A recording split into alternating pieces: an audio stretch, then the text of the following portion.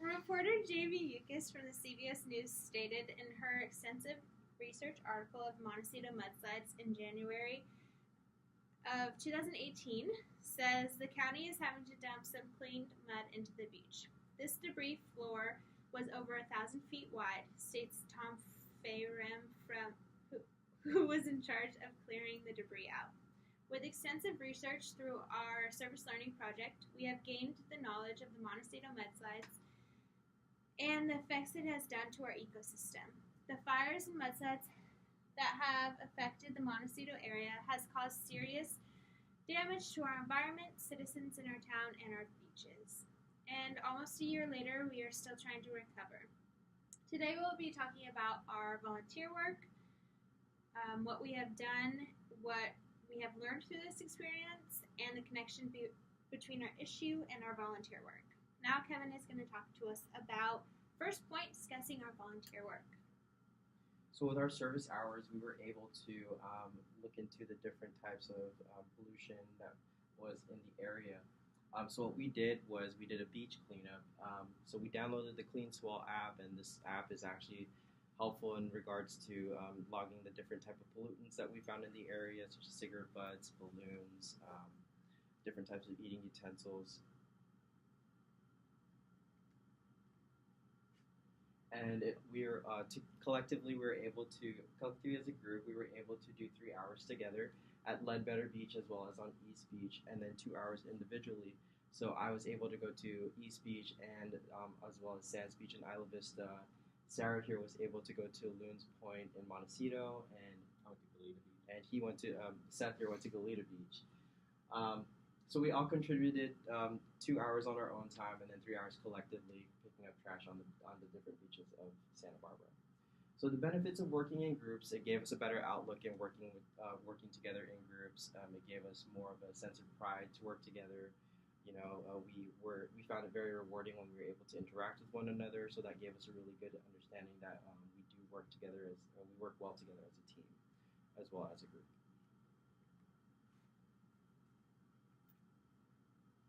So yes, and it was also rewarding for all of us in the end. So of course, with every group, there's going to be different conflicts, whether it be time, scheduling. This was really difficult for us in the beginning because scheduling as well as social responsibilities. We all have jobs, and we all have different classes and different things to fulfill in our daily lives. So that really made it difficult for us. The next thing was actually the departure of one of our team members, Tanya. It made it really difficult for us to kind of spread out the work. It made us really, start to come to really go on top of things. And in the end, it really did work out. However, spreading out the work among 3 people is really difficult.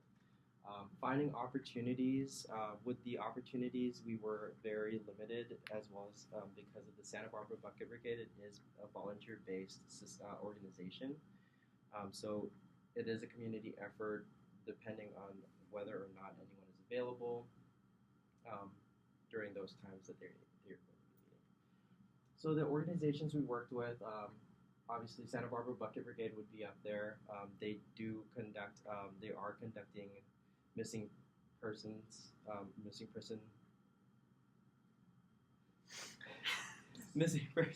reports, missing person investigations, as well as cleaning up public areas such as parks and beaches. They've also achieved a lot of things such as memorabilia, creating benches for the lost lives that they had in Montecito. And then the next organizations we worked with was the Clean Swell Ocean Conservancy app. They are the forefront of the coastal cleanup, which is conducted every year in September.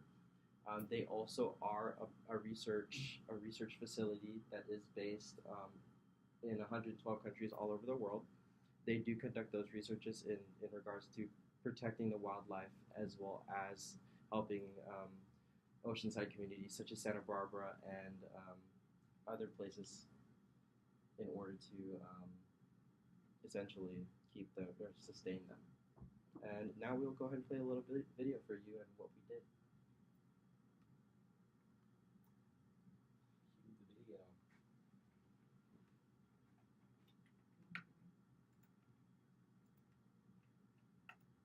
I've been classes or just the time, how long we're doing?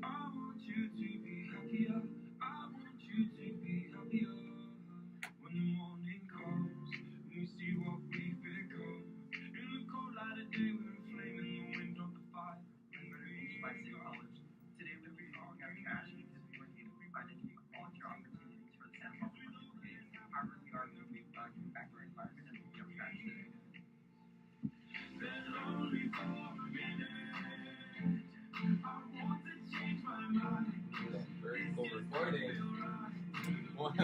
I didn't get the memo. Who did that?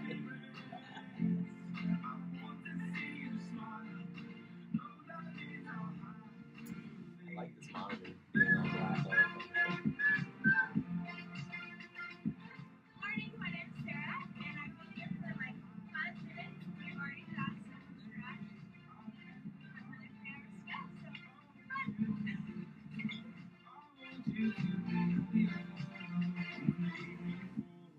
I'm left there with my thoughts and the image of you being with someone else while it's eating me up inside. I'll be round our course. We pretended we're okay. Now if we jump together, It's like a perfect song. far away from the wreck we made. Then only for a minute, I want to change my mind. This just don't feel right to me. I wanna raise your spirit.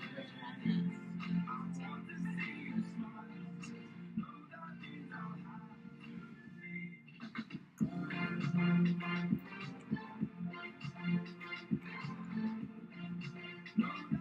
I'll have to leave. Lately, I've been thinking. I want you to be happier. I want you to.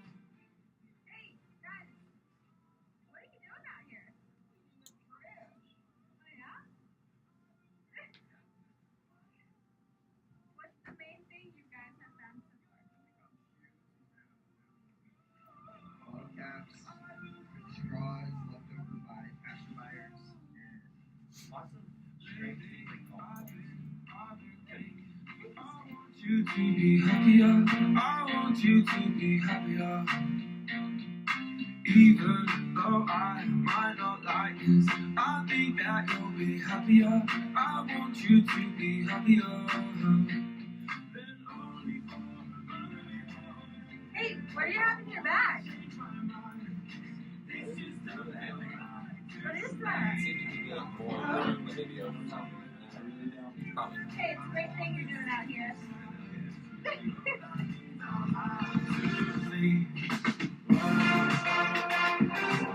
think that's the volume.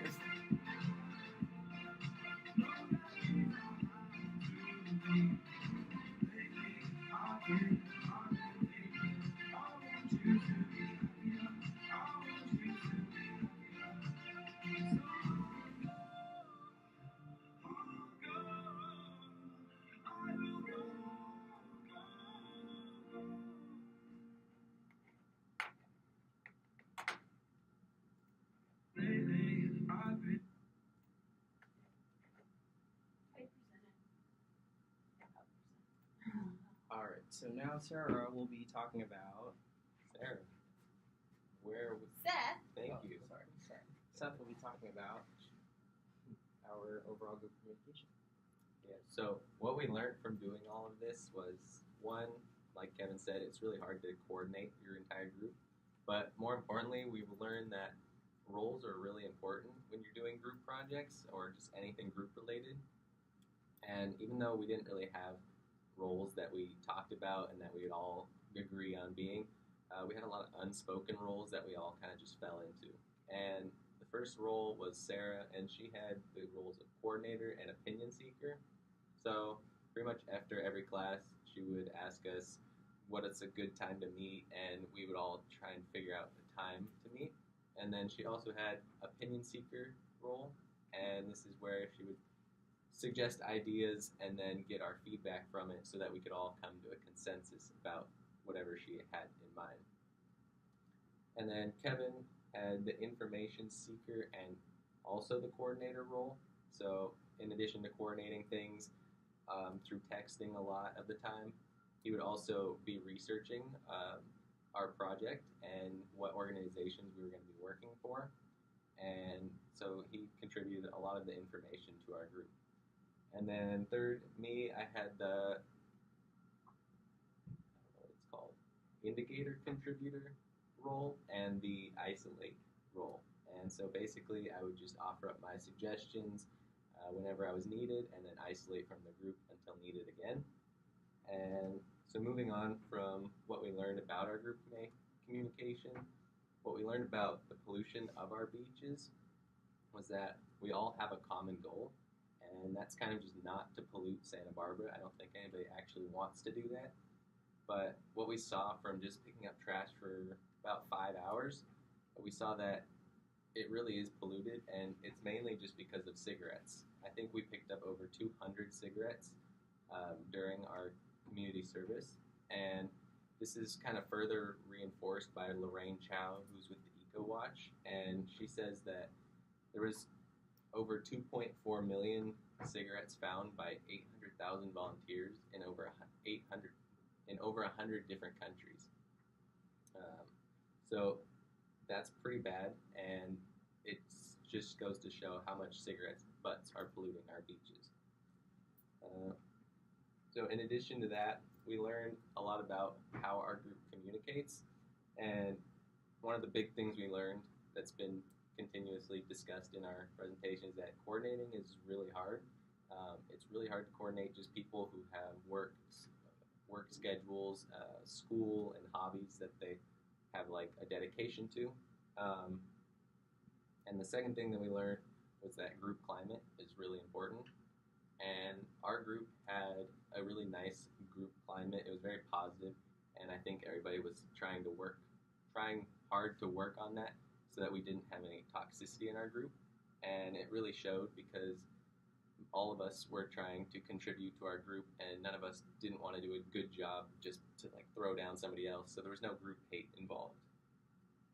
But one of our downfalls, I think, was that we needed leadership, and we learned that kind of the hard way, because without leadership, it was harder to get things done on time because we didn't have somebody calling the shots and telling us what we needed to do. We didn't even have group leadership where it was all split among us, and that kind of showed when we didn't get our community service done on time, but thankfully we got an extension on that. So now to talk about kind of like what we learned about our group and our pollution or our community service work, Sarah's now going to talk about how that correlates to our pollution issue. So I decided to do my personal 2 hours of volunteering at a beach in Montecito called Loons Point. And this is a beach that was directly affected by the Montecito mudslides. So that night where we got that heavy amount of rain, all of the houses and buildings and stuff were washed away from their foundations, leaving it to be on the freeways, and all the small pieces fall into the storm drains leading to the beaches. So Loons Point is a little cove, and a quote from the Oceanography of Southern California BRIGHT website states, "Most pollution in the BRIGHT, which is a curve in the coastline, is derived from land, either from the water runoff after a rainfall event." So this did happen with the Montecito mudslides, and this caused a lot of pollution. And while I was volunteering, I was surprised with how many different things I found there, from like door hinges to I found a window frame, and you're able to see a bunch of like wood pieces with nails, and all these things contribute to ocean pollution. Yes, they are natural things like wood, but with people going to the beaches with kids, they can step on the nails. So I collected all of the nails and harmful pieces, and I even found some insulation from the homes and plastics that just prove that there's still so much of the people's homes on the beaches that need to be cleaned up. So why should we care about this issue? So we live and go to school so close to the beach, and it's easy just to embrace the beautiful Santa Barbara, but we do need to keep it clean. So one way